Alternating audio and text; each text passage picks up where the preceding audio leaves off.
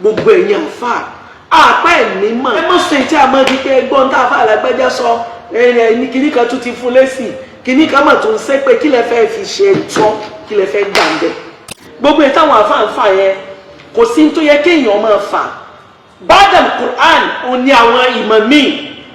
alukur'an wọ́n lè sọ̀rọ̀ kí ní mi ìfẹ́ ọ̀rọ̀ rẹ kẹ́mi ọ̀ sọ pé ó ní mi ìfẹ́ àmọ́ wọn bí yàrá yá àbí dáa kí n sọ pé mi ìfẹ́ alukur'an n tá a bá máa sọ lọ́rọ̀ tó bá jẹ mẹ́sìn ẹjọ́ ó máa jẹ́ ní tí ó máa tún ẹ̀sìn ṣe ẹ má fi nǹkan kan bẹ̀sìn jẹ́. pàápàá jùlọ tó lè máa jẹ́ bí awuyewuye nípa àwọn tó jẹ́ aṣíwájú nínú ẹ̀sìn tó sì jẹ́ pé ẹ̀yin náà ní jígí ẹ̀yin náà ní jígí ẹni tí ò tí tò tẹ́lẹ̀ sáà tó fẹ́ máa yọ́ lẹ́ǹbẹ̀ kí lè rí sí i. tó ọlọ́run bá àlékè ọlá mi ìfẹ́ dá sí púpọ̀ náà because ọ̀rọ̀ yẹn ti kọ́kọ́ wá nígbà kan rí tó di controversial something táwọn èèyàn bẹ̀rẹ̀ sí ní sọ here and there tá a dá lé ń bẹ̀ but nígbà tá a lọ hajj tí àwọn ọlọ́làjì ń sọ pé wọ́n ní ibẹ̀ yẹn wọ́n ní scam ni tí mo ń láti correct wọn pé no alukur'an kalamullah huwa kalamullah kódà domiru muzakar la máa ń lò fún alukur'an kì í ṣe ti muhannas nínú alukur'an tí í ṣe ọ̀rọ̀ ọlọ́run ibẹ̀ lọ́lọ́run ti sọ fún wa nípa rárá so mi fẹ́ so much about it the only thing tẹ́mi kàn fẹ́ kún gbogbo àwọn àfáà kan fún consideration ní ọ̀la ṣe mọ̀ pé civilization ti jẹ́ gbogbo nǹkan was exposed and láti were very careful tẹ́lẹ̀tẹ́lẹ̀ ní gbogbo àgbáyé rí pé ẹ̀sìn Christianity ni number one ẹ̀sìn Christian ni number one wọ́n jù wá lọ ní àdàdí àwọn Christian jù wá lọ ló ń kà àwọn Christian jù wá lọ ló ń kà ẹ má jẹ́ àwọn èèyàn ọ̀rọ̀ lọ tán tẹ́lẹ̀tẹ́lẹ̀ àti ẹ̀ tún ti improve díẹ̀ o torí tẹ́lẹ̀tẹ́lẹ̀ kan bí some years back 1.6 million ní wá nígbà yẹn àmọ́ ń sin àtúntì increase ọ̀la nípa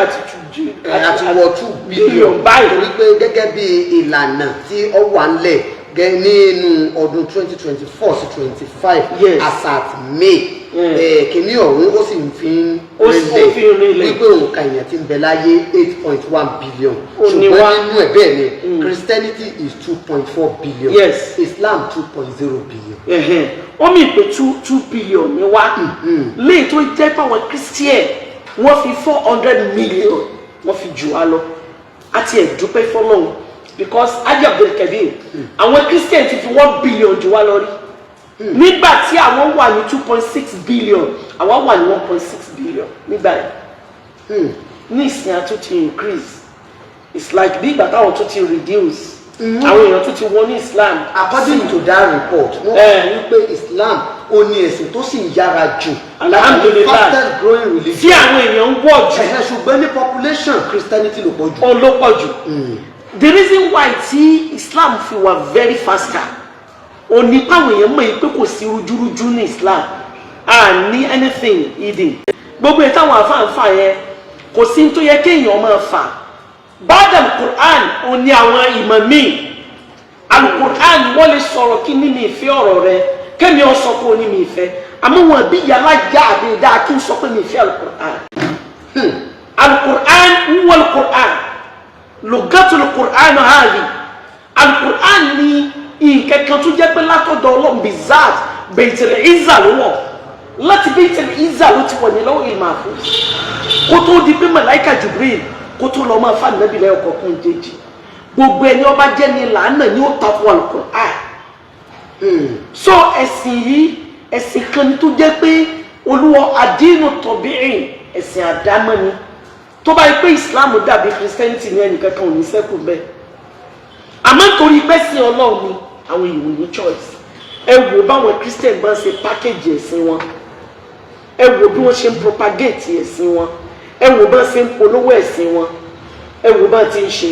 ẹ wò bá àwọn mùsùlùmí ṣe wà ń ṣe kọ́lọ́run bá àwùjọ ọlá kó má padà lẹ́yìn wa mi fẹ́ sọ much nípa ẹ o because àwọn èèyàn máa ń sọ̀rọ̀ Kafilah ìsìn wọn pé Kaola tún ti dé o ti ẹ̀ fẹ́ mi wà interested mo busy mi ní time àmọ́ kí kálukú ó ronú sọ́la n tá a bá máa sọ lọ́rọ̀ tó bá jẹ mẹ́sìn ẹjọ́ ó máa jẹ́ ní tí ó máa tún ẹ̀sìn ṣe ẹ má fi nǹkan kan bẹ̀sìn jẹ́ ẹ̀sìn tí ò ní bẹ́yà ò sí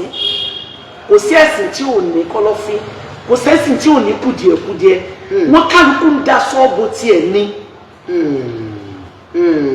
torí pé kò sẹ́sìn kan tán mùnáfíkí ò sí bẹ́ẹ̀ àwọn olójú méjì wallahi kò sẹ́sìn tí wọ́n sí o kálukú ń da sọ́ọ̀bù tiẹ̀ ní ẹjá take it lightly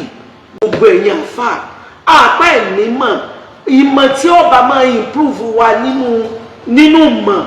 àbí nínú ẹ̀sìn ni ẹ máa sọ ẹ má sọ èyí tí a máa di pé ẹgbọ́n tá a fà lágbájá sọ ní kíní kan tún ti fún lẹ́sìn kíní kan mà tó ń sẹ́ pé kí lẹ fẹ́ fi ṣe tọ́ kí lẹ fẹ́ gbà ń bẹ̀ kọ̀ wá só lórí má kò sẹ́lẹ̀mù àwọn Christian wọn ní CAN Christian Association of Nigeria wọ́n ní àwọn tí wọ́n ń gbọ́rọ̀ sí lẹ́nu wọ́n ní ọ̀nà tí wọ́n ń gbà discipline àwọn tí wọ́n gbọ́rọ̀ láàrin wọn ẹ sọ ǹjẹ́ man fún exist gbogbo àwọn àfáà àgbà èwo nu yín gan ló dúró kí wọ́n gbọ́rọ̀ sí lẹ́nu bó jẹ́ kó dọ̀ yín náà ní controversy ti wá wàhálà náà dọ̀ yín náà ní ti wá. ẹ ṣeun Ọlọ́run ṣàánú wa ẹ ṣe sùúrù lọ́pọ̀lọpọ̀ ẹ ṣeun ẹ wò ó gajare. Alhaja